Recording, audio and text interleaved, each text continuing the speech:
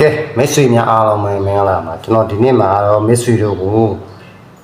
ဒီတစ်ခွက်ကောင်းတွေ့နေနော်တစ်ခွက်ကောင်းတို့ဒီလက်ပြပေးမယ်ကျွန်တော်ဒီ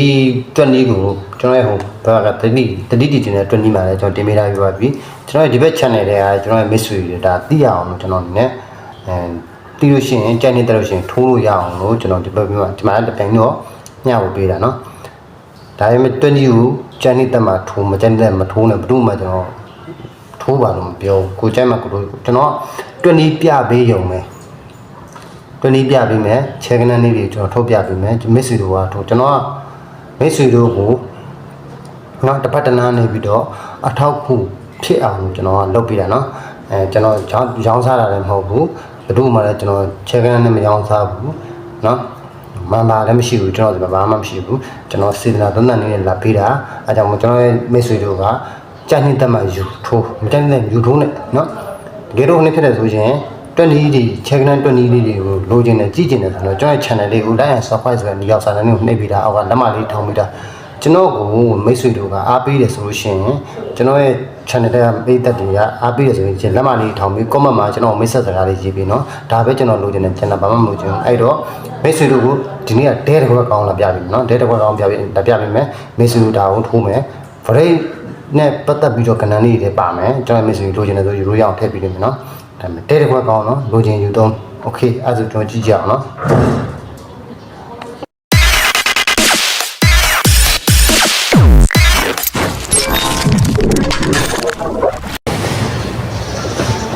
ကဲအဲ့ဒါဆိုရှင်တေးသေးချာချာလေးကြည့်ပြီနော်တော့ရှင်းရှင်းလေးပြပြပါမယ်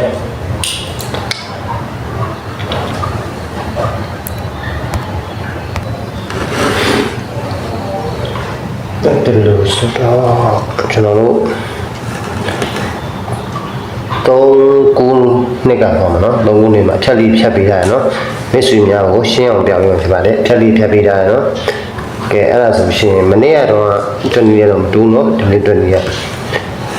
ဒီနေ့တွက်နေရနည်းနည်းလေးရှုံးနော်ကြာကြည့်နော်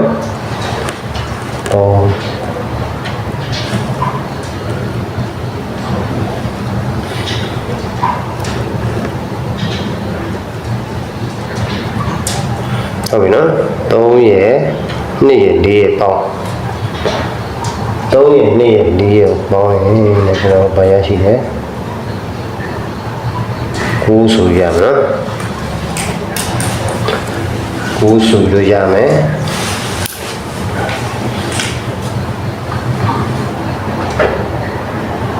ပြီးလို့ရှိရင်ဒီမှာ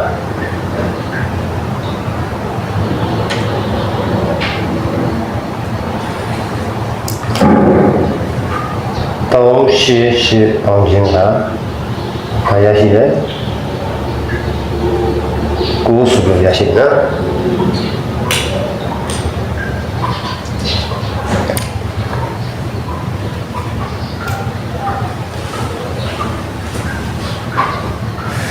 အဲ့ဒီတော့နောက်တစ်ခုထပ်ရှိနောက်တစ်ခုထပ်ကြည့်မယ်ဆိုတော့နောက်တစ်ခုက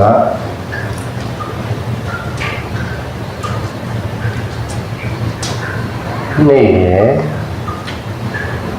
လေးရပေါင်း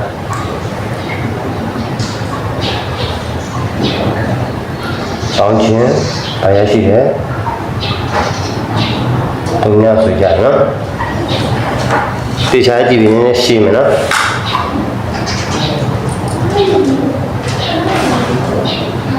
ကျွန်တော်တို့အဲ့ဒါဆိုရှင်နောက်တစ်ခုကကြည့်နေတော့3ရဲ့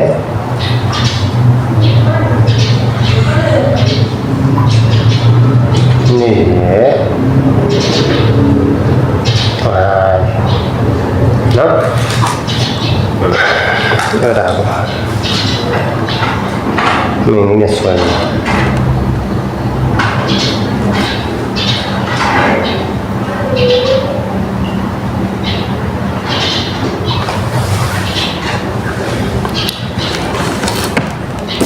ရောင်မတူးနော်ရောင်မတူးတော့ညကဲ ဲအဲ့ဒါဘာလို့ဆိုလိုတာလဲဆိုရှင် joint mystery ရမသိလို့ရှင်ကြားကြည့်တာနော်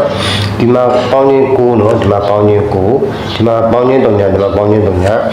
ကျွန်တော်တို့ကဒီကနေပြီးတော့ဒီရွေးတယ်နော်ခဲနော်ဒီ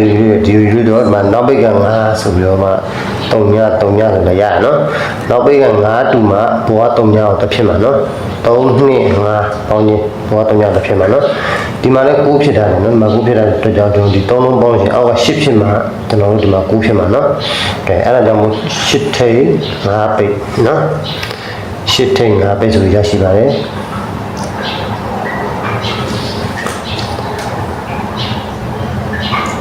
10ထိပ်5ပိတ်ဟုတ်ပြီနော်ကဲနောက်တစ်ခါစပ်ပါမယ်နော်နောက်တစ်ခါမသွားခင်လေးမှာနည်းတော့လောက်ပြီးတယ်ဆိုတာက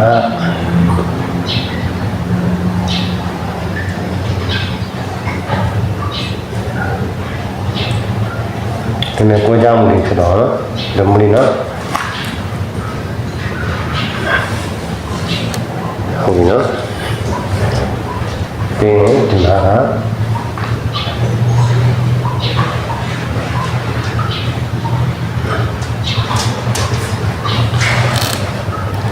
အဲ့လိုတော့နော်နည်းပွဲကြပါတော့နော်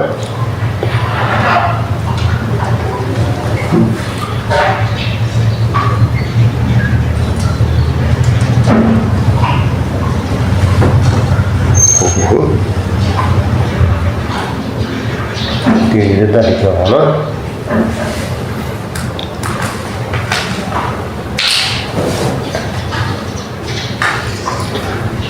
ဒီတက်လေးဖြစ်တော့အောင်လို့နော်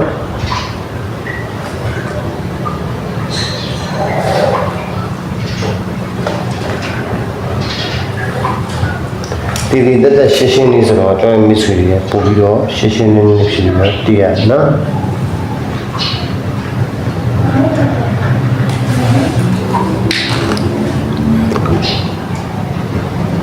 ဟုတ်ပြီနော်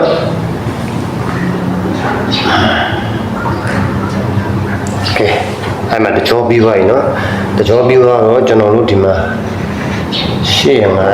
ထိတ်နဲ့အပိတ်ရပြီနော်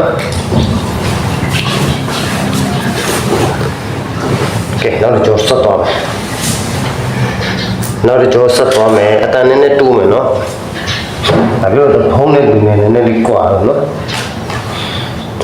နောက်တစ်ခုကကျွန်တော်ဒီဘောကပုံစံတိုင်းပဲသွားမှာနော်ဒီဘောပုံစံတိုင်းပဲသွားမှာနော်3ရယ်4ရယ်2ရယ်ပေါင်းတော့ဒီမှာလဲ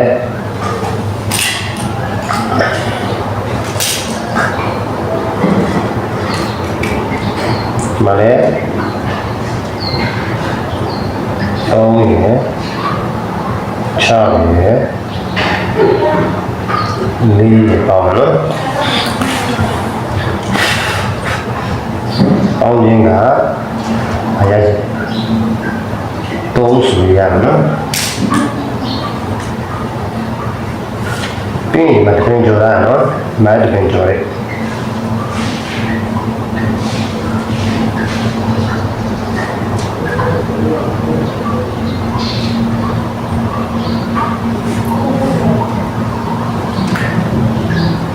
968ပေါင်းခြင်းက3မယ်နော်9ရ6ရ8ရပေါင်းရင်3မယ်ဟုတ်ပြီအဲ့ဒါရှင်ပေါ်ရအောင်ညီလာနော်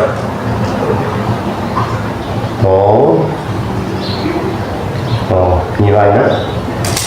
မရ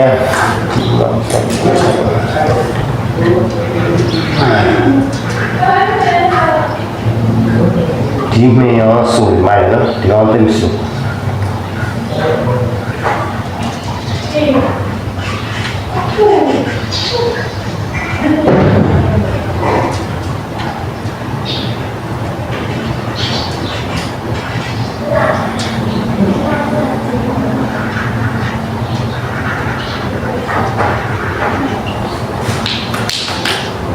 ကဲအဲ့မှာ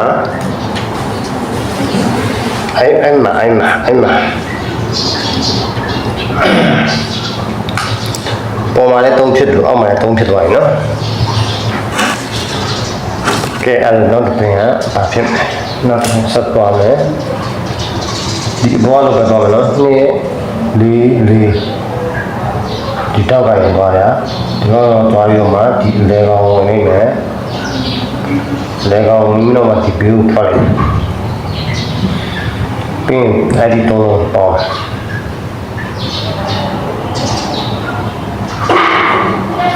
အဲ့တော့ပေါ်မှာရတယ်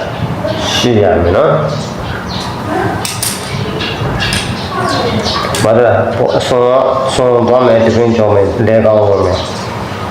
ဆောဘာလဲဒီပင်ကြောင်းမယ်လေကောင်းဝင်မယ်ပြီးရင်အောက်ဒီပင်ကြောင်းနောက်ကိုသွားမယ်မဒီပင်ကြောင်းမယ်နောက်ကိုသွားမယ်နောက်ပဲလာနော်မှားတယ်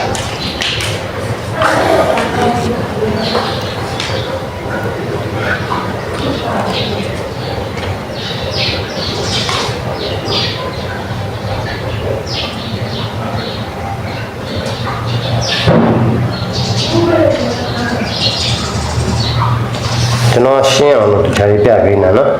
မိတ်ဆွေတို့ကစိတ်ရှိရှိနဲ့ကြည့်ပြီနော်3ခွန်8ပေါင်းခြင်းကဘာရရှိတယ်8ပဲပေါင်းမှ8ရတော့အောက်မှ8ရပြီနော်ဟုတ်ပြီဆိုတော့ဝိုင်းနေရောအကြောင်းလေးထည့်ပြီးကိုယ်ကိုယ်ကြကြဖြစ်တော့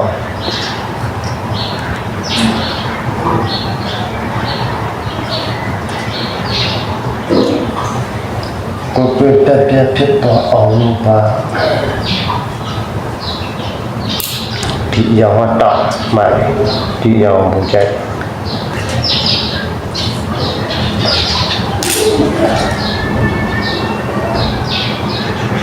ပေါ်မရှိဖြစ်တော့နော်6 4ပေါင်းခြင်းက6 4 8ပေါင်းခြင်းက8 3ခွန်8ပေါင်းခြင်းက8ဆိုတော့ကျွန်တော်တို့ကဒီမှာဆိုရှင်လည်းမှာနော်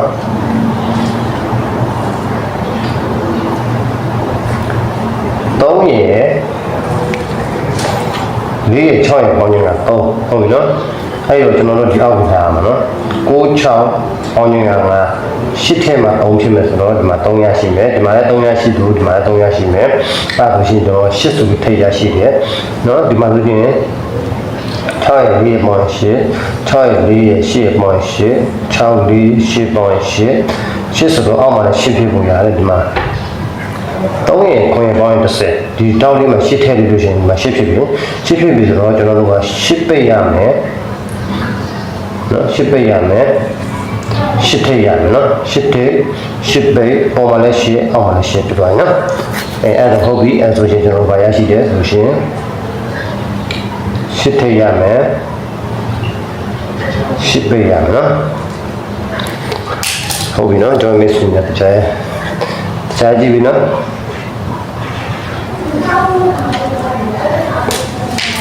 အောက်မှာလည်းအဲ့လိုမျိုးဆက်သွားကြည့်မယ်နော်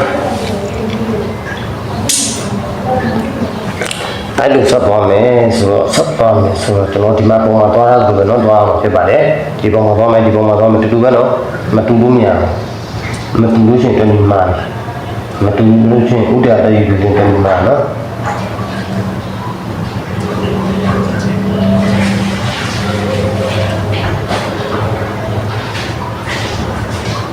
ကျွန်တော်ရဲ့ချစ်တော်များတော့အကောင်းဆုံးလူစားရှာပြီးတော့တက်ကြကံကောင်းကြတော့ကွာကံကောင်းတဲ့ခြေပေါ်စတောင်းရ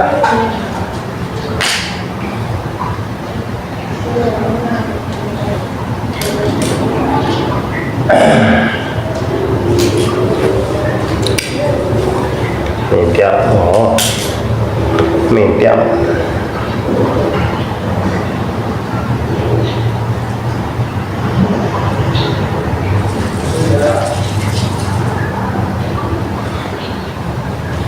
ဟုတ်နော်အဲ့ဆိုရှင်ကျွန်တော်က1ရယ်9ရယ်ပေါင်းခြင်းကတော့ရရှိတယ်1ဆိုရရှိတယ်နော်1ဆိုရရှိပါတယ်အဲ့ဒါဆိုရှင်ねကျွန်တော်ဒီမှာတဲ့ နော်ရှေ့ခွန်ရပေါင်းရင်ကတစ်ဖြစ်ဖို့ရ6ထည့်ပြရတယ်နော်6ထည့်ပြရအဲ့ဒီ6ထည့်ပြီးလိမ့်မှာကျွန်တော်တို့ကဘာဖြစ်မလဲတစ်ဖြစ်မှာဟုတ်နော်တစ်ဖြစ်မှာနော်6ထည့်ပြီးမှတစ်ဖြစ်မှာနော်ဟုတ်ပြီအဲ့ဒါဆိုရင်အပေါ်မှာတစ်ဖြစ်သွားပြီအောက်မှာတစ်ဖြစ်သွားပြီဟုတ်ပြီနော်ဒီ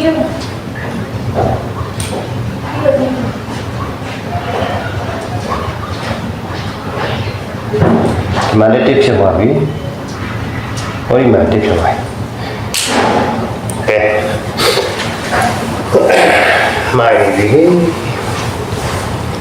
ထိတ်စီးကဘာရရှိတယ်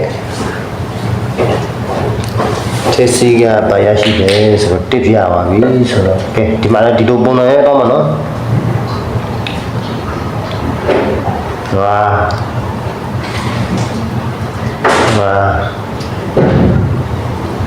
ါနော်မလဲကောင်မှာခွာလာတယ်မလဲကောင်မှာခွာလာတယ်မလဲလဲကောင်မှာခွာလာနော်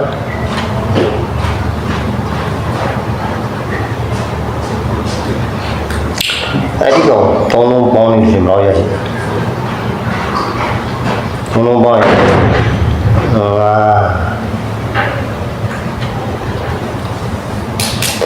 ငါသုံးလုံးပေါင်းတော့900ရပြီဟာလား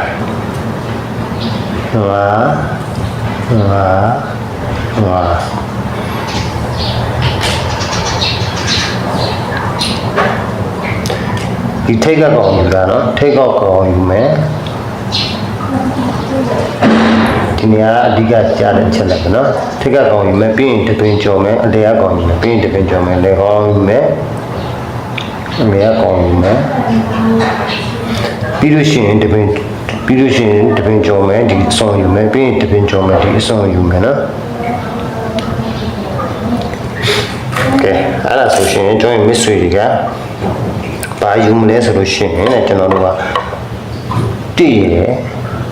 9ရပေါင်းရင်3ညနော်10ပေါ့နော်10ဆိုတော့ကျွန်တော်ဒီမှာ900ထားလို့ဒီအောက်မှာလဲကျွန်တော်တို့900ပြရမယ်နော်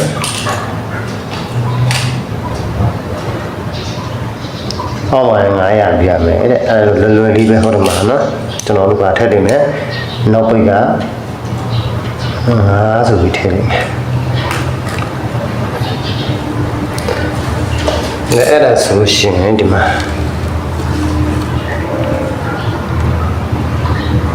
ဟုတ်ပြီနော်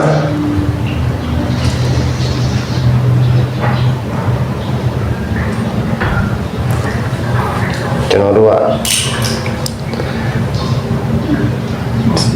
စကားဒီမှာတင်ဇလန်ရပြီးပြီနော်ကဲတည့်ရ9ရပေါင်းရင်3ည9နဲ့ပေါင်းရင်9ဆိုဒီမှာ9ဆိုတော့ကျွန်တော်တို့ဒီမှာလည်း9ရတယ်โอเค9 3 3ည1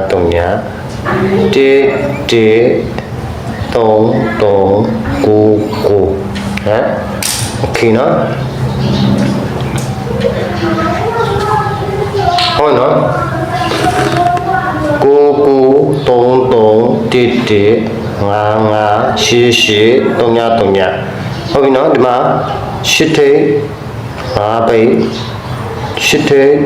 8ပိတ်6ထိပ်5ပိတ်ဟုတ်ပြီနော်အဲ့ဆိုရှင်ကျွန်တော်တို့ကဒီမှာ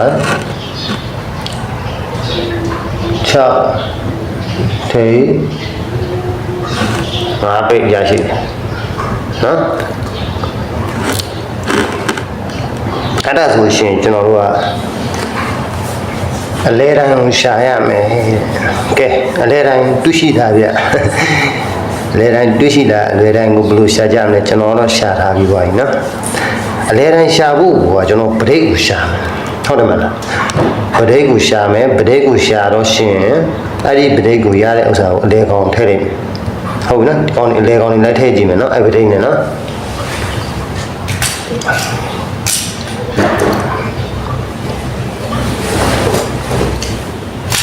ဒီချာကြည့်ပြီနော်ပရိတ်ထုတ်ပြီ အေးတယ်နော်ဟူရတော်တော်အေးတာကြည့်တာအတိတ်ကโอเคရပြီအဲ့ဆိုရင်ဒီမှာတွေ့တာကျွန်တော်တို့ဒီမှာ3 9နှစ်ကိုကျွန်တော်အလဲကောင်းမှကျန်နေခဲ့တဲ့ကိုလဲကောင်းမှကျန်နေခဲ့တဲ့ကိုလေးတွေပြီးမယ်ဟုတ်လားအလဲကောင်းမှကျန်နေခဲ့တဲ့ကိုကျွန်တော်ပရိတ်လုပ်လိုက်ပြီအဲ့ဒီကောင်ပရိတ်တော့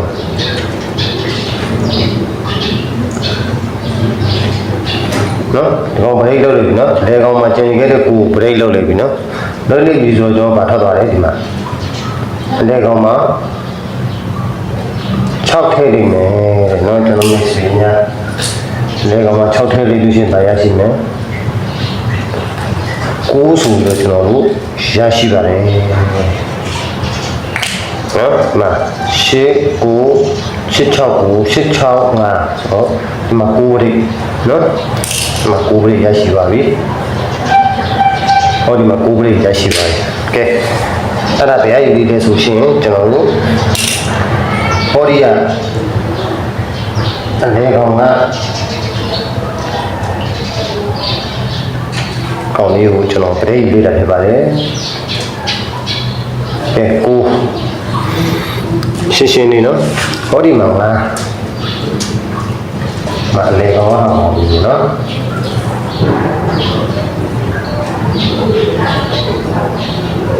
အမလဲကောင်ကငါ့ကိုယူမယ်နော်ဒီမှာလေကောင်ကိုယူတာနော်ဒီမှာလေကောင်ငါ့ကိုယူမှာနော်လေကောင်ငါ့ကိုယူမှာဆိုတော့ကျွန်တော်ငါ့ကိုခြားရည်မအောင်အာကြီးပါဆိုမှာပါပဲကြီး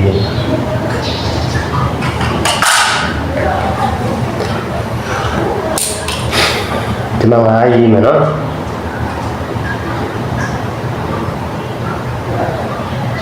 ဟောဒီမှာ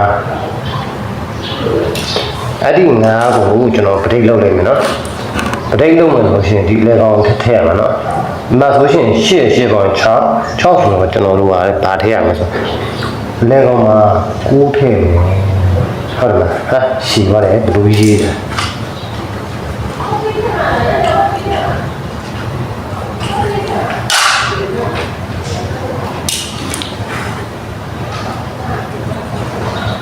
နော်လေကောင်မှာ6ထည့်တယ်ပြီ6ထည့်နေတော့ကျွန်တော်ဗာရရှိပါပြီလေဆိုလို့ရှိရင်ဒီမှာ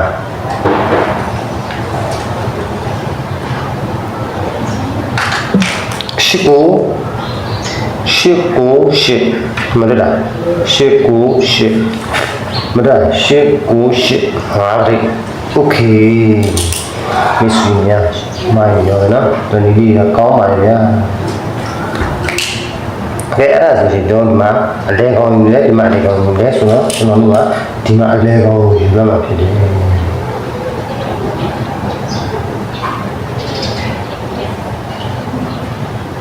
နော်အလဲကောင်ဘာယူတော့ဘာရတယ်ဆိုရင်ကျွန်တော်တို့ကအလဲကောင်ကလေးရပါတယ်အဲ့ဒီကောင်ကိုကျွန်တော်ကပဋိယူပါ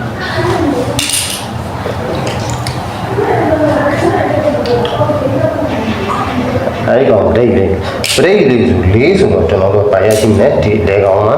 ဖြစ်ဖို့ရ3ထည့်ရမှာ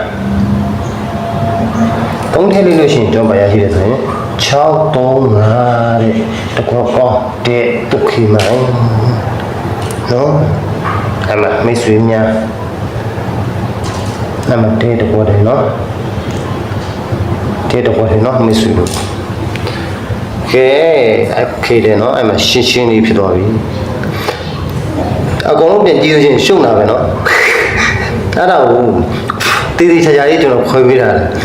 အကုန်လုံးဒီတိုင်းပြန်ကြည့်ရှုံတာပဲတို့ကျွေးမစ်စေတခြားကြည့်ခိုင်းတာလည်းကြည့်ခိုင်းတာမဟုတ်ဘူးကျွန်တော်ဒီတိုင်းကြည့်တော့ရှုပ်သွားပြီရှင်းနေတော့ရှင်းနေတာနော်ရှင်းနေတော့ရှင်းတာမရှင်းဘူးထင်ပြန်ကြည့်ပြီမရှင်းဘူးထင်ဗီဒီယိုအစပြန်ကြည့်ပြီနော်ဒါမှရှုပ်နေတဲ့အတွက်ဒီတိုင်းဆိုရှင်မရှင်းဘူးထင်ဗီဒီယိုအစပြန်ကြည့်ပြီ ဟုတ်ပြီအဲ့ဒါဆိုရှင်ကျွဲမိတ်ဆွေတွေကိုဒါပဲလားဆိုတော့မဟုတ်သေးဘူးเนาะမဟုတ်သေးဘူးဒီမှာ3ပဋိမှာ4ပဋိနဲ့အောင်သွားပြီ4ပဋိနဲ့တစ်ခွက်တည်းအောင်သွားပြီအဲ့ဒီ4ပဋိကကျွန်တော်ထုတ်ထားရမှာပါလားမပါလားချက်ကြည့်မယ်เนาะ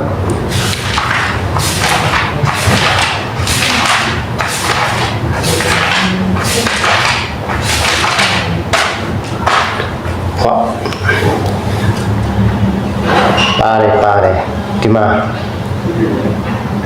356နော်356 4 break ပါပါတယ်ခင်ဗျာမိတ်ဆွေတို့ကျွန်တော်ပြောချင်တာတခုရှိတယ်နော်အခုဆိုရင်ဒီမှာ4 break ကျွန်တော်ထုတ်ပေးလိုက်ပြီနော်4 break ထုတ်ပေးလိုက်တော့4 break နဲ့ပတ်သက်တာလို့ရှိရင်ကျွန်တော်ဒီမှာဒါကတော့အခုဒါတစ်ခွက်ကောင်း main ကဏ္ဍပေါ့နော်တစ်ခွက်ကောင်း main ကဏ္ဍကျွန်တော်မျိုးစုထားအခုထုတ်ပေးတာဘာမှမင်းကလားအခုဒီမှာကြံရှိတဲ့ဒီကဏ္ဍလေးတွေကဒီကဏ္ဍလေးတွေပေါ့ဗျာဒါ၄ပရိတ်ဓမ္မတွေအတွက်ကျွန်တော်ထုတ်ပေးတာ၄ပရိတ်ဓမ္မတွေကကြံရှိတဲ့ဒီမှာတစ်ခုနံပါတ်1ရှိတယ်တစ်ခုက2ခုက3ခုက4ခုက5ခုက6ခု9 10 16ခုအဲ့ဒီ16ခုကိုမိတ်ဆွေတို့က၄ပရိတ်ကိုကြံနေတဲ့ဥပမာ၄ပရိတ်ကိုကြံနေတဲ့၄ပရိတ်ကိုထဲမှာမိတ်ဆွေတို့ကဒီကဏ္ဍနေမပါဘူးဆိုရှင်မထိုးနဲ့ဒီကဏ္ဍနေမပါဘူးဆိုရှင်မထိုးနဲ့နော်မပေါက်ဘူးကျွန်တော်အာမခံတယ်မိတ်ဆွေတို့အနေနဲ့ဒီကဏ္ဍနေ၄ပရိတ်မှာမပါဘူးဆိုလို့ရှင်မိတ်ဆွေတို့ချဲမပေါက်ပါဘူးနော်ဒါတေချာပေါက်ကိုကျွန်တော်ပြောတာကနော်မိတ်ဆွေတို့ဒီမှာ၄ပရိတ်ထိုးလိုက်ဒီမှာဒီလိုကဏ္ဍနေပါမယ်ဆိုရင်တစ်ခွက်ပါမယ်ဆိုရင်ဒါဆိုရှင်မိတ်ဆွေတို့အနေနဲ့ညှောင်းရင်းချက်ရှိတယ်ကျွန်တော်ပြောချင်တာက၄ပရိတ်ကိုကြိုင်းတက်တယ်ဆိုရှင်မိတ်ဆွေတို့ကဒါကိုအကုန်ထိုးပေးပါနော်ဒါကိုအကုန်ထိုးပေးလို့ရှိရင်မိတ်ဆွေတို့ဒါ၄ပရိတ်နဲ့ထွက်လာပေါက်ပါမယ်နော်ချဲပေါက်မှာဖြစ်ပါတယ်နော်ဒါကတော့ကျွန်တော်၄ပရိတ်နဲ့ပြပေးတာဖြစ်တယ်နော်ဟုတ်ပြီအဲ့ဒါဆိုရှင် join မိတ်ဆွေတို့ဒါ၄ပရိတ်နဲ့ကျွန်တော်ဒီမှာ3 5 6ဆိုပြီးပါထားတယ်တဲ့ကဏ္ဍကသူပါကြတာလေဒီမှာ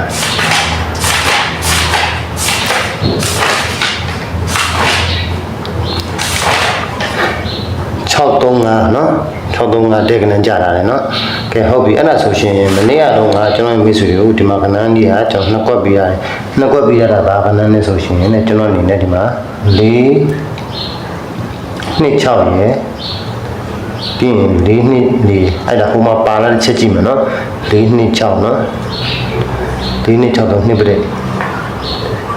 4 2 6တို့4 2 6ပါလာပါတယ်เนาะဒီနေ့6ဒီမှာပါတယ်ဒါဟာ main ကဏ္ဍဖြစ်သွားပြီเนาะဒီနေ့6က main ကဏ္ဍဖြစ်သွားပြီဒါနှစ်ပရိတ်ထဲမှာเนาะဒါကျွန်တော်ဝိုင်းမိထားတာတွေကဒါ main ကဏ္ဍနေเนาะတနေ့တက်ဆိုဒီ main ကဏ္ဍနေပဲယူထိုးခြင်းနဲ့ထိုးကြအဲ့ဒါဆိုရှင်ဒီနေ့6ဟုတ်ပြီဒီနေ့6ဟုတ်ပြီကျွန်တော်ဟာလေးတွေကအချမ်းလေးမိတ်ဆွေတို့နှစ်ပရိတ်နဲ့ပတ်သက်လာရင်ဒီတရားကဏ္ဍနေပါမှရမယ်เนาะဒီကဏ္ဍကဏ္ဍနေမပါဘူးဆိုရင်မိတ်ဆွေတို့ချဲမပါဘူးเนาะဒီထက်ကဏ္ဍนี่ပါမရမှာเนาะမပါလို့ရှိရင်မိဆိုလို့ချဲမပါဘူးเนาะဒါနှစ်ပဋိเนาะ main ကဏ္ဍကဒီတစ်ခွက်ရရှိတာတယ်ပြီးလို့ရှိရင်ကျွန်တော်ကဒီမှာပါလက်ဆိုလို့မနေ့ကကျွန်တော်ပါပြီးထားသေးတယ်ဆိုလို့ရှိရင်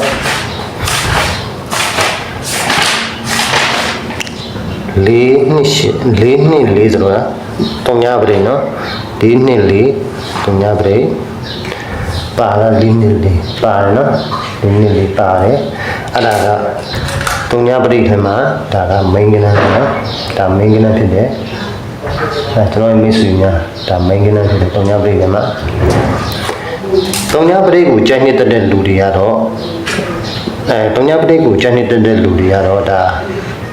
ဒီထဲမှာမပါဘူးဆိုရှင်ဒါမိတ်ဆွေတို့ချဲမပေါဘူးဖြစ်ပါတယ်ဒီထဲမှာမပါဘူးဆိုရင်ချဲမပါဘူးဒီထဲကပါပဲဆိုရှင်နှလုံးချက်ရှိတယ်ကျွန်တော်ပေးထားတဲ့ main ကဏ္ဍကိုလည်းယူသုံးလို့ရတယ်နော်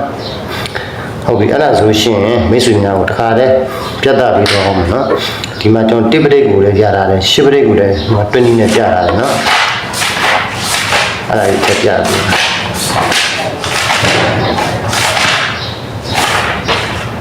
အဲ့ဒါကဘယ်နာမှာ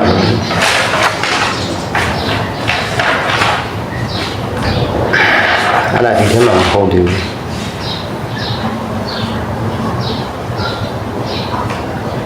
1 ချင်းတိပရိရှိပရိကကျွန်တော်ကွက်ထုတ်ပေးထားတယ်နော်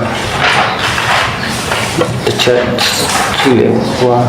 ဒီမှာတိပရိရှိပရိဆိုပြီးတော့ကျွန်တော်ပေးထားတာရှိတယ်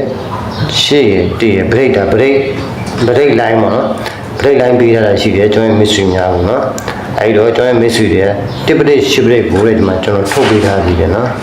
အဲ့ဒါကနန်းကဗမာလမ်းကြီးထုတ်ပေးထားသေးတယ်ဟိုဘက်စာအုပ်ထဲမှာလည်းနော်ဒီထဲမှာတော့မဟုတ်တော့ဟိုဘက်စာအုပ်ထဲမှာဖြစ်မဲ့အဲ့ဒီကနန်းကြီးလည်းကျွန်တော်ထုတ်ပေးထားတယ်တိပရိရှိပရိဆိုတော့ဒီမှာ main ကနန်းကြီး main ကနန်း3ခွက်ရှိတယ်ဒီမှာတစ်ခွက်နှစ်ခွက်သုံးခွက်ဒါကတိပရိကျန်တာကအရင်နော်ဒီမှာမှတ်ချက်လေးတွေကျွန်တော်ရေးပြပါမယ်နှစ်ခုရေးပြရတယ်အဲ့ဒါကမိုင်းကျန်တာတွေကအရင်နေပဲနော်မိတ်ဆွေတို့အနေနဲ့ဒီမှာဝိုင်းလာတာတွေမပါဘူးနော်မှတ်ချက်လေးလုပ်ပြတာမှတ်ချက်လုပ်ပြထားတဲ့ဥစ္စာလေးတွေဒါမင်းကန3ခွက်1ခွက်2ခွက်3ခွက်ကျန်တာကအရင်မိတ်ဆွေတို့အနေနဲ့ဒီမှာပေါ့နော်တိပတိတ်ပေါ့နော်ဒီတိပတိတ်ကိုကြက်နေတဲ့မိတ်ဆွေရှိလို့ရှိရင်မိတ်ဆွေတို့အနေနဲ့ဒီထဲမှာပါလာမိတ်ဆွေတို့ထိုးထားတဲ့ကနပါလာပါရင်ပေါက်မှာမပါရင်မပေါက်ဘူးနော်ပါရင်ပေါက်မှာမပါရင်မပေါက်ဘူးနော်ဒါချင်းတီပေါက်ပဲနော်ဒီမှာလည်း3ညလေးပြီးသွားပြီကျွန်တော်ပြတာ4ပြီးသွားပြီပြီးတော့8ကြံလေးတယ်နော်8ကျန်နေတယ်ကျန်တဲ့ပရိတ်တွေကကနန်းအကွက်မရသေးဘူးမချကြသေးဘူးเนาะရှစ်ပရိတ်ကျန်နေတယ်เนาะရှစ်ပရိတ်ကမှနော်1ရ8ရထားတယ်เนาะ1ရ8ရထားတယ်ဆိုတော့ရှစ်ပရိတ်နဲ့ပတ်သက်လာအောင်ရှင်ဒီမှာ4ခွက်ရှိတယ်မင်းကနန်း4ခွက်5ခွက်ရှိတယ်ကျန်တာအရင်ဆိုတာမိတ်ဆွေတို့အနေနဲ့ရှစ်ပရိတ်ကိုကျန်နေတတ်တယ်ဆိုလို့ရှင်မိတ်ဆွေတို့ကဒီမှာပေါ့နော်ဒီကနန်းနေပါလာထိုးမဲ့ကနန်းပါတယ်ဆိုမိတ်ဆွေတို့ဒါပောက်ဖို့မျှော်လင့်ချက်ရှိတယ်မပါဘူးဆိုရင်မပေါက်ဘူးနော်မပါဘူးဆိုမပေါက်ဘူးဒါတေချာပေါက်မယ်နော်ကျွန်တော်ဒါတွေကပတ်တိုင်းကိုမှန်တဲ့ချက်ကနန်းနေဖြစ်တယ်အဲကြောင့်မို့မိတ်ဆွေတို့အနေနဲ့ဒီထဲမှာမပါဘူးဆိုရင်တော့မပေါက်ဘူးနော်ရှစ်ပရိတ်ဒီထဲကနန်းမှာမိတ်ဆွေမပေါအောင်နှစ်ပရိတ်ထဲမှာလည်းမိတ်ဆွေထူတာမပေါဘူးဆိုမပေါက်ဘူးနော်၄ပရိတ်လည်းတူတူပဲနော်အဲဆိုရှင်ပရိတ်တစ်လုံးနှလုံးသုံးလုံးလေးလုံး၅လုံးပြီးသွားပြီပရိတ်၅လုံးကျွန်တော်ပြပေးထားပြီမိတ်ဆွေများအောင်နော်ကဲအဲ့ဒါဆိုရှင်ကျွန်တော်အနေနဲ့မိတ်ဆွေတို့ကိုတစ်ခွက်ကောင်းလေးတဲ့ဒီခုဒီနေ့မှလာပေးထားတယ်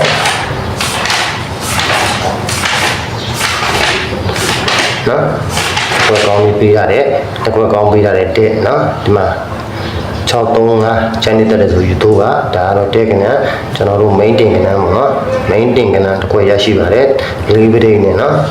ဒီမှာလည်းကျွန်တော်မနေ့ကတော့ပြီးထားတယ်428နဲ့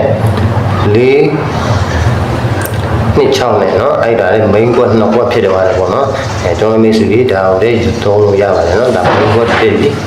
အဓိကတော့တို့ main ကွက်တွေပြောတာပေါ့နော်20ကြတယ်ပေါ့နော်ကဲ okay အဲ့ဒါဆိုရှင်တော့ဗီဒီယိုလေးဒီလောက်ပါပဲဗျာကဲကြက်တာမနော်ဒဲတစ်ခွက်တယ်နော်ကဲအဲ့တော့ပရိတ်ကွက်လေးလည်းကျွန်တော်မှတင်ပေးတယ်နော်ကျွန်တော်မစ်ဆွေတွေကအဲ့ဒါဆိုရှင်ဒဲတစ်ခွက်ပေါ်နော်ပရိတ်ကွက်လေးတော့ရရှိပါပြီဆိုတော့နော်အားလုံးစင်ပြေလေးပဲလို့ပြောနေမှာနော်